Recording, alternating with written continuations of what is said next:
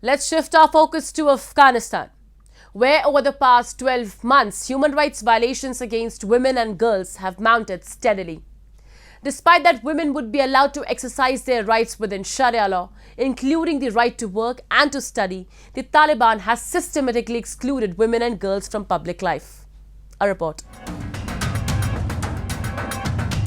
13-year-old Zainab should have been shopping for a new school uniform this autumn. But with no prospect of girls' schools reopening in Afghanistan, she was instead forced to pick out a wedding dress. Since the Taliban seized power in Kabul and banned teenage girls from education, many have been married off, often to much older men of their father's choice. When the Taliban took back control of the country in August last year, there was brief hope that they would allow more freedoms for women compared to their brutal, austere rule of the 1990s. But a planned reopening of girls' schools in March by the Ministry of Education was axed by the secretive Supreme Leader Hebatullah Akhundzada. Officials claim the ban is temporary but have wheeled out a litany of excuses for the closures. This is the biggest tragedy, one of the biggest tragedy of our times, and it points out to the hypocrisy of the Western world.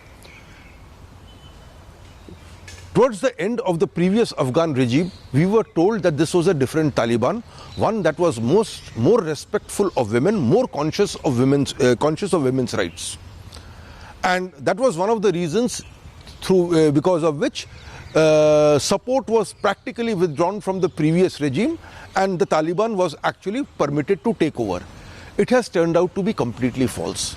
The Taliban has behaving slowly but surely. It started to curb down on women's rights, and now of course it is behaving exactly the way it was behaving when it was in power since in 2001. So there is no difference between that Taliban and this particular Taliban. A couple of weeks ago, a shocking footage was surfaced from Afghanistan in which a Taliban official was seen beating Afghan female students who were protesting their rights to education after being denied entry to a university for not wearing a burqa.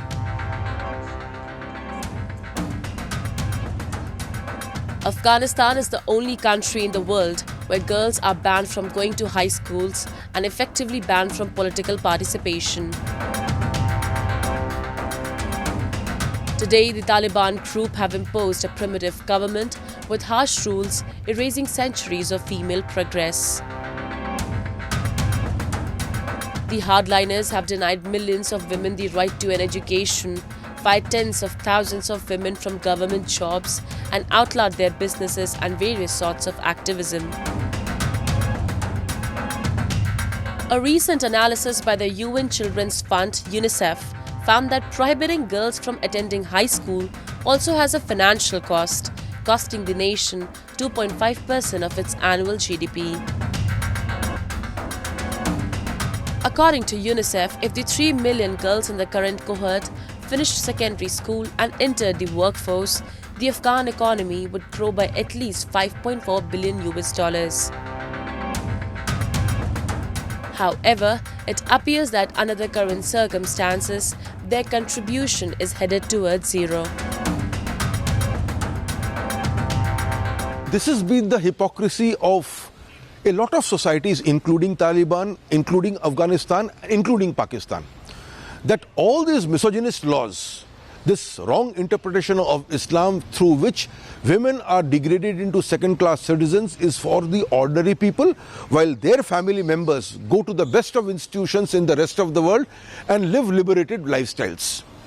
This hypocrisy has gone on too long, and unfortunately, the kind of criticism that double-facedness should get has not been received because it is seen to be petty.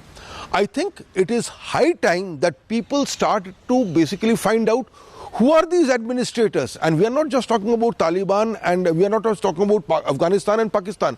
There are several regimes who in the name of religion will suppress their women, whereas the elites ensure that their wards, their children and especially their daughters get the best of education. A century ago, the women in Afghanistan were free. They enjoyed the right to education, right to political participation, and the right to movement. However, today's Afghan women no longer even have the right to life. Notably, the situation of human rights in the war-torn country has worsened since the Taliban came to power in August last year. As per the recent report of Gallup's Law and Order Index, Afghanistan has been ranked as the least secure country in the world. Furthermore, the country remains in the grip of deep humanitarian and economic crisis. Acute malnutrition is spiking across the country, and 95% of households have been experiencing insufficient food consumption and food insecurity. People in Afghanistan had hoped for peace and an end to conflicts to better their lot, but not at the expense of losing the accomplishments of the previous 20 years.